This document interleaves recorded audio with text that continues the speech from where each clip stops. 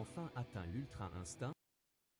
Grâce à son entraînement et à la vision de son père en état critique, l'épisode s'ouvre sur Goten fixant Whis avec des yeux emplis de confiance, tandis que Whis lui-même était stupéfait par la rapidité de son évolution. Mais soudain, Goten tourna son regard vers son père. Il le vit étendu au sol, dans un état critique, son corps gémissant sous l'effet du coup mystérieux. Les larmes lui montèrent aux yeux, sa voix trembla, puis soudain il explosa dans un cri strident, libérant sa colère avec l'ultra-instinct accompli. L'existence tout entière trembla autour de lui. Son énergie se déchaîna de manière terrifiante, la terre et le ciel frémirent, et même Whis n'eut pas le temps d'expliquer qu'il était lui-même la cause de ce qui se produisait. Goten continua de crier, et à chaque instant son aura s'élargissait, projetant d'immenses vagues d'énergie que tous pouvaient ressentir. Les amis sur Terre se figèrent, les yeux écarquillés par le choc. Chacun exprima sa stupeur, mais en premier lieu Vegeta, envahi par un sentiment complexe, une curiosité mêlée à la peur. Il pensa en lui-même. Impossible, se pourrait-il que ce gamin ait atteint l'ultra-instinct? Sur la planète de Bérus, le dieu de la destruction se tourmentait, visiblement troublé. Qu'est-ce que c'est que cette sensation étrange? Est-ce que Whis m'aurait trahi? Serait-il parti parachever l'entraînement de ce garçon? Et dans le palais de Zeno, l'énergie de Goten était déjà perceptible. Même le grand prêtre l'avait ressenti. Mais lorsque Zeno lui demanda innocemment « Qu'est-ce que c'est ?» il répondit avec un sourire désinvolte. Juste une petite vibration passagère. Sur Terre, les amis atteignirent enfin l'endroit où se trouvait Goten. La lumière l'enveloppait entièrement, son aura parfaite rayonnant comme un nouveau soleil, impossible à éteindre. Ils restèrent tous stupéfaits. Vegeta, en particulier, se figea sur place, puis se mit à murmurer pour lui-même. Impossible, ce gamin, Goten. Il a atteint l'ultra-instinct avant moi? Comment? Les autres, eux, ressentaient une peur mêlée à l'émerveillement. Gohan Alta, c'est impossible? Ça ressemble à ce que papa avait fait. Piccolo fronça les sourcils. Il a changé. Je n'arrive pas à lire son énergie, c'est quelque chose de totalement différent. Kuririn, transpirant, regarda Goten puis le corps de Goku étendu au sol. Goten, qu'est-ce qui se passe? Mais Goten ne répondit pas, il ne leur prêta même pas attention. Ses yeux étaient fixés uniquement sur Whis, le dévisageant avec une étrange confiance, comme s'il existait entre eux un secret caché à tous les autres. Gohan, incapable de supporter son silence, fit un pas en avant et appela. « Whis, qu'est-ce qui s'est passé ici ?» Whis se tourna lentement vers lui, avec son éternel sourire paisible, répondit « Calmez-vous. Quelque chose de grandiose est sur le point de se produire. » Vegeta continuait de fixer la scène, ses yeux passant de Goten à Goku. Il ressentait une amertume inconnue, un nœud au cœur. Ce gamin a aspiré à ce que j'ai convoité durant des années, et voilà qu'il l'atteint sous mes yeux. Et Kakaroji au sol. Qu'est-ce qui s'est passé exactement? Soudain, Goten leva le doigt en direction de Whis. Un silence mortel tomba, même Whis ouvrit légèrement les yeux, lui qui montrait rarement le moindre trouble. Les amis restèrent figés, incapables de comprendre ce que le jeune garçon comptait faire. Mais Goten demeura ainsi, son doigt pointé, ses yeux fixés, emplis d'une confiance sans limite. En moins d'un battement de cils, Goten jaillit à une vitesse foudroyante. Il disparut de sa position pour réapparaître devant Whis, à seulement quelques centimètres de lui. Même Vegeta, habitué aux vitesses les plus folles, sentit son esprit incapable d'assimiler ce qui venait de se produire. Quant à Whis, il pensa en fixant le jeune garçon devant lui. Impossible, cette vitesse, elle dépasse de loin celle de Goku, même en mode ultra-instinct. Avant qu'il ne reprenne son équilibre, Goten chargea son poing et l'abattit directement vers le visage de Whis. La puissance était foudroyante, au point que Whis ne put l'anticiper, sa tête bascula légèrement en arrière sous l'impact. Les amis crièrent tous ensemble. Impossible! Whis esquissa un sourire, passa la main sur l'endroit du cou, puis dit avec un calme rare, teinté de prudence. On dirait que tu essaies de me prendre comme instrument pour tester ton nouveau pouvoir. Il leva lentement la main et ajouta. J'utiliserai seulement 10%. En un instant, Whis lança une offensive écrasante, une vague d'énergie lumineuse si rapide qu'elle échappait à l'œil nu. Mais Goten l'arrêta entièrement avec un seul doigt. Calmement, sans effort.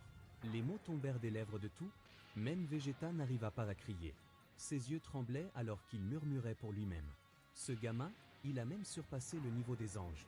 Quant à Whis, il plissa légèrement les yeux pour la première fois et dit « Il semble que ce qui va arriver désormais soit bien plus dangereux que ce que j'imaginais. Très bien, passons à 20%. » En un instant, Whis disparut complètement et une aura éblouissante envahit l'arène. Tous furent stupéfaits par une telle vitesse. Mais la surprise fut encore plus grande, Gotin avait disparu lui aussi. Il ne restait dans l'arène que l'écho de fracas terrifiants résonnant dans toutes les directions. Leurs attaques s'entrechoquaient à une vitesse inimaginable, si rapide que le sol se brisait sous eux et que le ciel se fissurait sous les éclairs. Les amis ne pouvaient suivre que des éclairs fugitifs. Piccolo, je ne vois rien. Ils disparaissent et réapparaissent en une fraction de seconde. Vegeta, choqué, en lui-même. Impossible! Cette vitesse, elle dépasse même le niveau de Kakarot et des anges. Soudain, Gotin réapparut juste derrière Whis et lui asséna un coup de poing violent. Whis s'écrasa au sol avec une telle force que la planète tout entière trembla. La poussière s'éleva et un silence terrible s'installa. Gohan, sous le choc, tentant d'analyser la scène. La puissance de Gotin ne peut pas être le simple fruit de l'entraînement ou du hasard. Peut-être que ce qui est arrivé à notre père a libéré en lui cette force émotionnelle. Pendant ce temps, Krillin se précipita vers Goku, lui donna un senzu, et peu à peu sa respiration reprit, mais il restait extrêmement épuisé. Il leva les yeux vers son fils, à travers la fumée, esquissa un sourire fatigué et dit à Krillin d'une voix rauque. « Regarde, il est devenu plus fort que moi, je suis fier de lui. » Tandis que cela se produisait, Gotin avança lentement, d'un pas assuré, vers Whis. Chaque pas générait une pression colossale, comme si le monde s'alourdissait peu à peu. Whis, se relevant lentement du sol, fixait Gotin avec des yeux emplis d'une stupeur inhabituelle. Ce petit, sa puissance n'est pas une simple instinct inné, quelque chose qui dépasse les limites de l'instinct lui-même. Dans le palais de Zeno, Zeno était assis sur son trône, observant le combat avec des yeux pétillants de malice, applaudissant de ses petites mains avec l'innocence d'un enfant. Mais le grand prêtre, au contraire, affichait un visage sombre, songeant en lui-même. Ce que fait Whis a dépassé toutes les limites. C'est de la témérité. Il n'a pas reçu l'ordre de tester la puissance de ce garçon à ce point. De plus, il est interdit aux anges de combattre. Le châtiment sera terrible, Whis. Sur Terre, Whis se tenait devant Gotin, resserrant sa prise sur son bâton angélique. Il déclara avec un sérieux inédit. « Je n'irai pas au-delà de 30%. Plus que cela risquerait de détruire ton corps.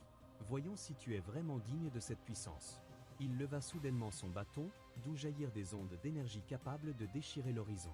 Il fonça à une vitesse imperceptible et frappa en direction de Gotin.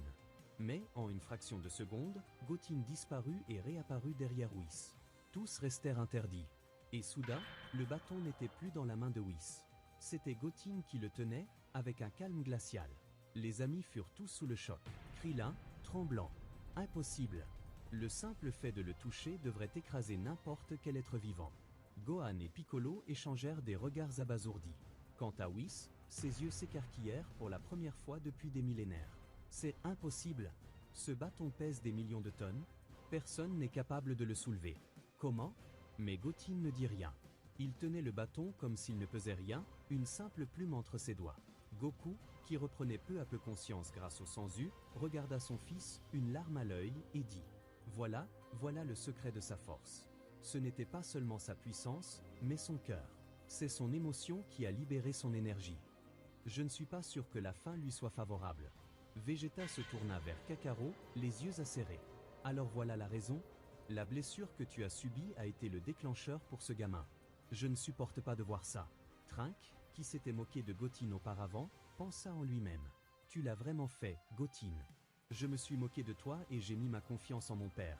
Mais ton père à toi, a été plus malin. » Whis, fixant Gotin qui tenait son bâton, dit d'une voix lourde, pleine d'avertissement. « Ce bâton n'est pas un jouet, Gotin. Si tu échoues à le maîtriser, sa puissance se retournera contre toi. Mon conseil est que tu le lâches maintenant. » Mais Gotin resta totalement silencieux. Seuls ses yeux, froids et confiants, restaient fixés sur Whis.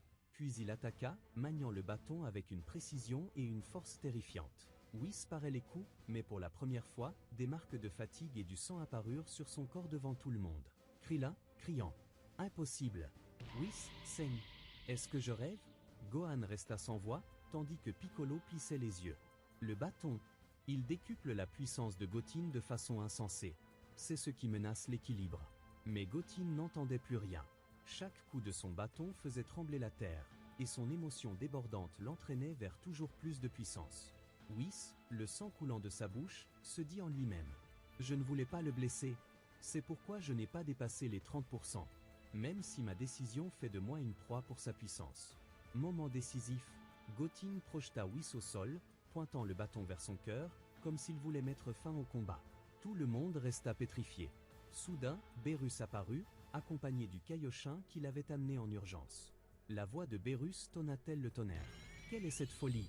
Whis, vaincu? Il posa son regard sur Whis blessé, puis sur Gotin, dont les traits étaient figés, ses yeux irradiant l'éclat de l'ultra-instinct complet. Bérus resta figé un instant devant l'horreur de ce qu'il voyait, puis sa voix trembla tandis qu'il murmurait. Impossible, ce gamin a atteint un niveau qui menace même ma propre place. Tous se tournèrent vers Bérus, attendant sa réaction. Quant à Gotin, il demeurait silencieux. Lentement, il tourna son regard vers Bérus, ses yeux flamboyants de l'éclat de l'ultra-instinct complet. Bérus rugit d'une voix de tonnerre. « Je le savais, Whis, tu m'as trahi. Tu l'as aidé à atteindre ce niveau dans mon dos? Je ne te pardonnerai pas, je ne vous pardonnerai aucun de vous. Même toi, Goku, tout est de ta faute. Tu as amené ton fils maudit dans mon monde. » Goku murmura d'une voix faible. Bérus, arrête. Mais soudain, la voix de Whis éclata pour la première fois avec une fermeté tranchante. Éloigne-toi de lui, Bérus. Je t'avertis, ne t'approche pas de lui. Tous restèrent figés. Même Bérus écarquilla les yeux de stupeur. Que as-tu dit? Tu m'avertis, moi? As-tu perdu la tête, Whis? Whis, pour la première fois, afficha un visage grave et avoua d'une voix tremblante. La puissance de Gotin a atteint presque 35% de ma force maximale. Il surpasse déjà Goku dans ses dernières transformations. Un choc parcourut l'assemblée. Krillin. Impossible! 35% de la force de Whis. Cela veut dire qu'il est un monstre au-delà de toute logique. Gohan, abasourdi. Mon frère a surpassé mon père? Bérus fronça les sourcils, sa colère grondant en lui. Tu oses dire que ce gamin me menace, moi, le dieu de la destruction? Whis, d'une voix grave. Tu ne comprends pas. Son sang bouillonne, son émotion dirige l'ultra-instinct.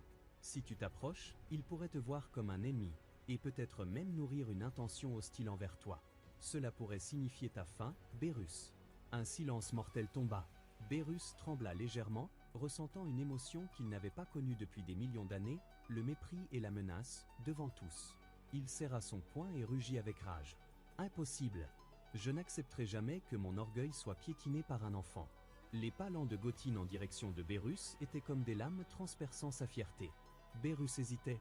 Il savait que reculer ferait de lui un lâche, mais avancer pourrait l'humilier devant tous. Une sueur froide coula le long de son front, un sentiment qu'il n'avait pas éprouvé depuis l'éternité. Enfin, Bérus hurla de toute sa voix, libérant une énergie destructrice colossale qui couvrit le ciel. Assez joué, gamin! Il se propulsa à une vitesse dépassant la lumière et frappa Gotin en plein front. Mais, Gotin ne bougea pas. Le coup rebondit comme une simple caresse vide. Le silence s'abattit sur l'endroit. Les amis, tous, étaient anéantis par le choc. Au palais de Zénon, le grand prêtre observait la scène, les yeux écarquillés. Le désastre est arrivé. Si j'interviens maintenant, Zénon me tiendra pour responsable. Mais si je laisse les choses dégénérer, l'univers tout entier risque de s'effondrer. Le visage de Bérus, déformé par la colère et la honte, se tordit alors qu'il lançait une pluie de coups furieux, à une vitesse telle que l'air lui-même explosait autour de lui. Mais Gotin esquivait tout avec une aisance tranquille, comme s'il s'agissait d'un jeu. C'est de la folie. Il esquive les coups du dieu de la destruction comme si de rien n'était. Vegeta, ses yeux embrasés de colère et de jalousie, tremblait. Whis, prêt à intervenir, fut interrompu par la voix écrasante de Bérus qui claqua dans l'air comme un tonnerre. Personne n'intervient. Si quelqu'un ose, je n'hésiterai pas à détruire cet univers tout entier. Je ne veux pas de ta pitié, Whis. Ces mots étaient durs, lourds, remplis d'un mépris ancien. Mais Bérus ignorait qu'il était à l'aube d'un danger qui allait tout renverser. Soudain, comme si la terre elle-même avait soupiré, Gotin se propulsa et frappa Bérus de plein fouet, l'envoyant s'écraser violemment contre un mur dans un nuage de poussière. Gotin se tenait devant lui, ses yeux flamboyants d'une aura inquiétante. Il leva lentement sa main, chargée d'une énergie sombre et concentrée, la pointant directement vers le visage de Bérus. Puis il parla enfin, après un long silence. « Tu étais le premier obstacle sur ma route vers mon rêve. Maintenant, je serai celui qui mettra un terme à ton existence, pour toujours. »